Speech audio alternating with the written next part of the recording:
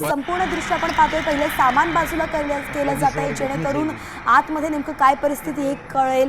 तिथला जो सगळा सध्या गर्दी आहे, मलबा आहे, त्याखाली कुणी आता अडकलाय का हे पाहावं लागेल। तर ज्या इमारतीला हे विमान ज्यांनी धडक दिली होती त्या इमारतीचे दृश्य सुद्धा आपण पाहतोय। विमानाचे काही अवशेष त्या ठिकाणी आपल्याला दिसत आहेत। ही दृश्य जी आहेत ती अतिशय बोलकी आहेत। किती मोठ्या प्रमाणात हा अपघात झाला हे संपूर्ण दाखवण्यासाठी ही दृश्य पुरेशी असल्याचं कळतंय। अगदी मोठं भगदाड या इमारतीला पडलं होतं। डॉक्टरांचं हॉस्टेल असलेली ही इमारत होती ज्या ठिकाणी हा स्फोट झाला आणि त्यानंतर 15 डॉक्टर देखील जखमी झाल्याची माहिती आहे। एअर इंडियाचे अध्यक्ष एन चंद्रशेखर यांनी सुद्धा एक निवेदन प्रसिद्ध दिलेलं आहे आणि या दुर्घटनेविषयी त्यांनी दुःख व्यक्त केलेलं आहे। काही वेळापूर्वी पंतप्रधान नरेंद्र मोदी यांनी देखील एक ट्विट केलं होतं आणि या घटनेविषयी दुःख व्यक्त केलं। एअर इंडियाकडून सुद्धा या संदर्भात माहिती दिली जाते। जे काही जखमी आहेत त्या सगळ्यांना आम्ही मदत करू असं त्यांचं म्हणणं आहे। तर विमान कसं कोसळलं हे साम टीव्हीच्या स्क्रीनवरती आपण वारंवार पाहतोय। अतिशय भीषण असा हा अपघात होता। काही क्षणात अगदी 5 ते 7 मिनिटांमध्ये हा यहाँ से भगदड़ मची, उसके बाद आके देख रहे थे ये हादसा की स्थिति। अच्छा, तो आप यहाँ पर पहले आए तो आपने क्या देखा? आए पे आने के बाद देखा कि पूरा मलबा बिखरा हुआ, आग लगी है, पूरा धुआं गुबारा है, कुछ भी दिखाई नहीं दे रहा, समझ में नहीं आ पा रहा था क्या है। उसके बाद पता चला कि ये विंग्स गिरा हुआ है, फ्लाइट वो किया, और फिर प्रशासन ने चारों तरफ से घेर लिया। यहाँ पर हालात जब से आए कितने बजे हुआ तकरीबन ये हादसा? कुछ समय बता? लगभग 45 मिनट पहले हादसा हुआ है। जो पार्किंग है वो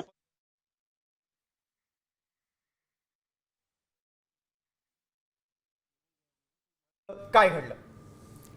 त्यांनी सांगितलं की ते घरामध्ये होते आणि त्यांना अचानक मोठा स्फोटाचा आवाज आला। बाहेर येऊन बघतायत तर त्यांना आगीचे लोळ उमटताना दिसत होते। शुक्रिया, thank you. Mahamandaleshwar Akhileshwar Das Maharaj. Sir, आप अंदर जाके अभी क्या देखा आपने? बहुत दुखद घटना, बहुत दुखद है जिसका वर्णन नहीं किया जा सकता है। भगवान सभी की आत्मा को शांति दे। गुजरात के सभी तंत्र यहाँ लगे हुए हैं उनकी व्यवस्था में, लेकिन इससे ज़्यादा कुछ इस समय बोलने की स्थिति नहीं है। सर, ये रेसिडेंशियल बिल्डिंग था क्या जहाँ पर प्लेन गिरा?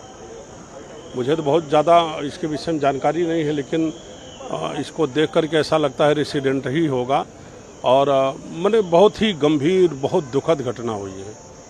इसमें कुछ अभी आधिकारिक कंफर्मेशन तो नहीं है, पर बताया जा रहा है कि शायद वीवीआईपीस भी थे कुछ। मुझे भी ऐसा समाचार है, लेकिन फाइनल तो जब उसका लिस्ट आएगा तब पता चलेगा। शुक्रिया।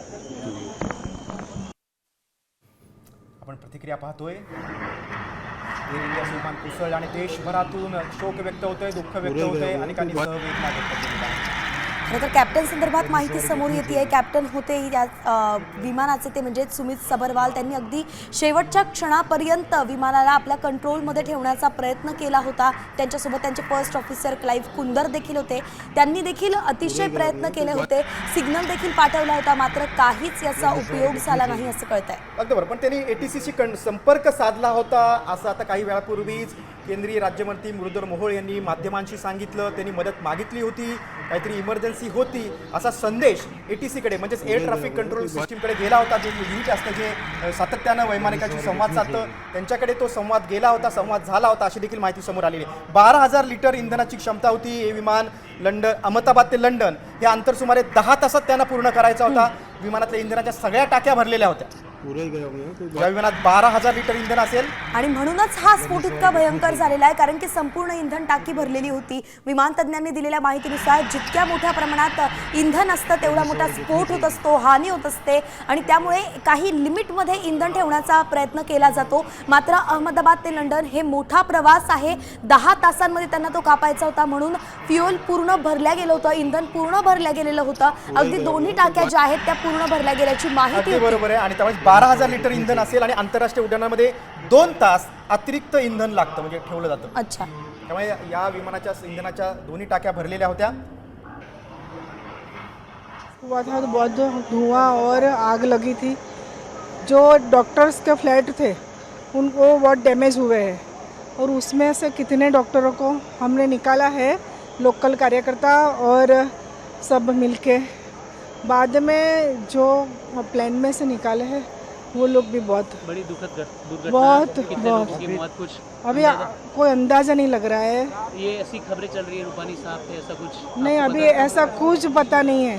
कि क्या है। मैडम हालात कैसे, रेसिडेंशियल इलाका था क्या ये? डॉक्टरों का रेसिडेंशियल इलाका था, उनका फ्लैट था। पर ये कितने बजे हुआ कुछ बस 2-2:30 के बीच।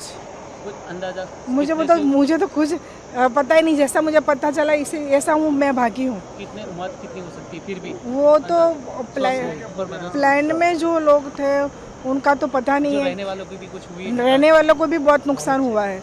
कितने आगे का जो ब्लॉक है ना उसमें से सब निकले हैं, वो सही है। थोड़ा उनको हमने हॉस्पिटल में शिफ्ट किया है। अभी रेस्क्यू चलेगा? अभी चलेगा। अजय इधर अजय।